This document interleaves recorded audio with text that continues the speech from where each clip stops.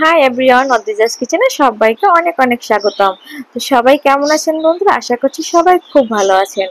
আজকে যেহেতু বৃষ্টির দিন ছিল, সকাল সকাল খুব বৃষ্টি হচ্ছিল, তাই ভেবে নিলাম একটু খিচুড়ি রান্না করে নিই। তাই ঝটপট তৈরি করে ফেললাম ভুনা খিচুড়ি। চলুন আপনাদের সাথে সেটাই শেয়ার করি। তো আমি শুরুতেই আমি আজকে প্রেসার কুকারে খিচুড়িটা রান্না করব। তো আমি প্রেসার কুকারটা বসিয়ে দিলাম। দেন প্রেসার কুকারটা যখন গরম হয়ে যাবে তখন আমি বাদ বাকি এভিডেন্সগুলো আপনাদের দেখিয়ে দেব। এখানে আমি মুগ ডাল, চাল আর কয়েকটা মসুর ডাল ভালো করে ধুয়ে জলটা ঝরিয়ে নিলাম। এবার আমি প্রেসার কুকারের মধ্যে দিয়ে দিলাম পরিমাণ মতো তেল। তেলটা গরম হয়ে গেলে আমি আরেকটু তেলটা কম মনে হচ্ছিল, তাই আরেকটু তেল দিয়ে দিলাম। এবার তেলটা গরম হয়ে গেলে আমি এর মধ্যে দিয়ে দিলাম হাফ কাপ পরিমাণ পেঁয়াজ কুচি। তবে হ্যাঁ, যারা নিরামিষ খান তারা কিন্তু পেঁয়াজটা স্কিপ করে যাবেন। তো পেঁয়াজটা যখন একটু ব্রাউন ব্রাউন কালার হয়ে যাবে তখন এর মধ্যে আমি বাদ বাকি উপকরণগুলো দিয়ে দেব। আর আমি কথা বলতে বলতে আর একটু বলে রাখি, প্লিজ আজকের খিচুড়িটা কেমন হয়েছে আপনারা সবাই একটু কমেন্ট করে জানাবেন। আর এই বৃষ্টিতে কে কে খিচুড়ি খেতে পছন্দ করেন সেটাও কিন্তু কমেন্ট করবেন। এবার আমি দিলাম কয়েকটা তেজপাতা, কয়েকটা লবঙ্গ, আর দিয়ে দিচ্ছি কয়েক টুকরো দারুচিনি। এবার দিয়ে দেব আমি থেতলে রাখা কয়েকটা এলাচ।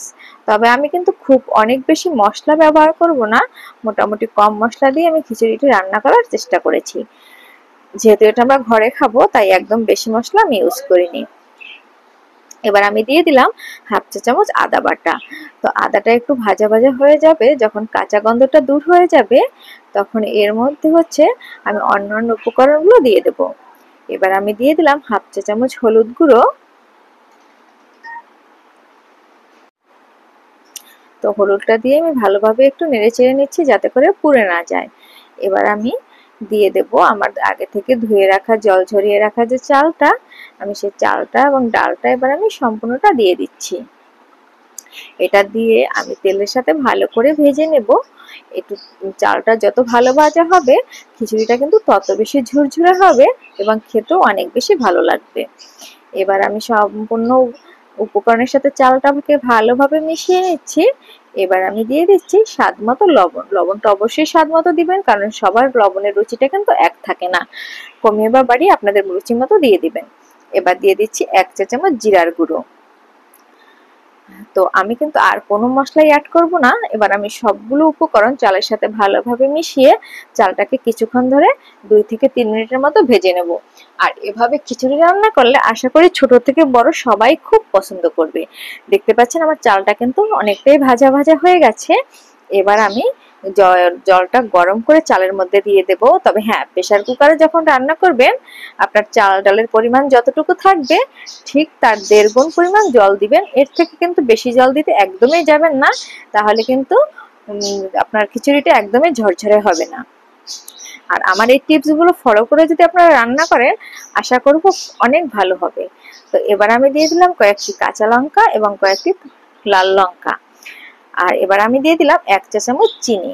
এসব খাবারে যদি একটু চিনিটা না দেন তাহলে কিন্তু স্বাদের ব্যালেন্সটা একদমই ঠিক থাকবে না। তাই একদম সামান্য পরিমাণে একটু চিনি দিয়ে এবার আমি সবগুলো উপকরণ ভালোভাবে জলের সাথে নেড়েচেড়ে মিশিয়ে দিয়ে আমি প্রেসার কুকারের ঢাকনা দিয়ে ঢেকে দেব। তো ঢাকনা দিয়ে ঢেকে দিয়ে আমি অপেক্ষা করব শুধুমাত্র 2টো সিটি দেওয়ার জন্য। এর থেকে কিন্তু বেশি সিটি দিতে যাবেন না, তাহলে কিন্তু চালটা একদম গলে যাবে, খেতে ভালো হবে না। তো 2টো সিটি দেওয়ার পর কিন্তু আমি এটাকেও রেখে দিয়েছিলাম এবং আধা ঘন্টা পরে খুলে দেখলাম আমার খিচুড়িটা একদম ঝরঝরে হয়েছে।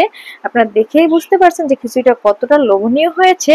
এবং আর এভাবে একবার খিচুড়ি রান্নাটা বাসায় ট্রাই করে দেখবেন, দেখবেন ছোট থেকে বড় সবাই খেতে ভীষণ পছন্দ করবে। আজকের আমার এই ভিডিওটা আপনাদের কেমন লেগেছে অবশ্যই কমেন্ট করবেন। ভালো থাকবেন, সুস্থ থাকবেন, বিদায়।